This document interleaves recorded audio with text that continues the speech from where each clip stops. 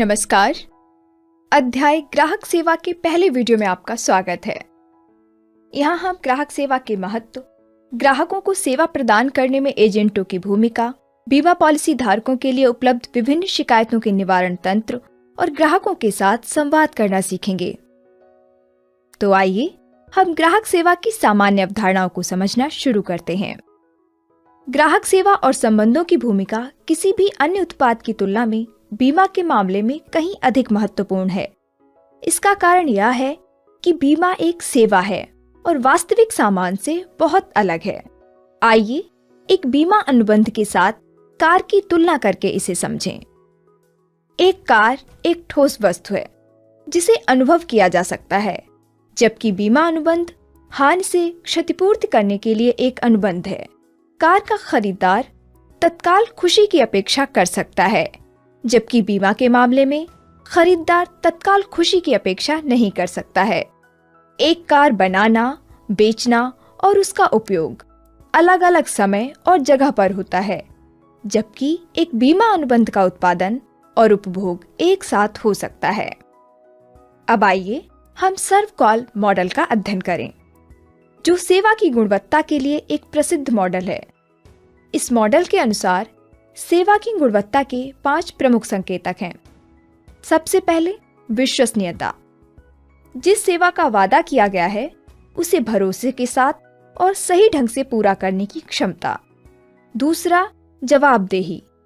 यह ग्राहकों की मदद करने और ग्राहकों की जरूरतों के लिए त्वरित प्रतिक्रिया प्रदान करने की सेवा कर्मियों की इच्छा और क्षमता को दर्शाता है। तीसरा, आश्वासन। यह सेवा प्रदाताओं के ज्ञान, योग्यता और शिष्टाचार तथा भरोसा और विश्वास व्यक्त करने की उनकी क्षमता को दर्शाता है। चौथा, सहानुभूति, जिसे मानव स्पर्श कहा जाता है। यह देखभाल के रवैये और ग्राहकों पर व्यक्तिगत रूप से ध्यान दिए जाने में परिलक्षित होता है। और अंत में मूर्त वस्तुएं। यह भौतिक पर्यावरणीय कारकों को दर्शाता है जिसे ग्राहक देख, सुन और स्पर्श कर सकते हैं। उदाहरण के लिए स्थान, रूपरेखा और स्वच्छता, व्यवस्था और व्यावसायिकता की भावना। जो व्यक्ति एक बीमा कंपनी के कार्यालय में जाकर देखता है, उसका ग्राहक पर काफी प्रभाव पड़ सकता है। बीमा उद्योग में किसी भी प्रमुख बिक्री उत्पादकों से यह पूछें कि वे शीर्ष पर पहुंचने और वहां बने रहने में कैसे कामयाब हुए। सबसे अधिक संभव जवाब है अपने ग्राहकों की सेवा करने की प्रतिबद्धता। एक अच्छी गुणवत्ता सेवा एजेंटों को ग्राहक नवीनीकरण और नए ग्राहक प्राप्त करने में मदद करता है। आइए अब हम ग्राहक के आजीवन मूल्य के बारे में जानें, यह समझने के लिए कि एक खुश ग्राहक एजेंट और कंपनी को कैसे लाभान्वित करता है।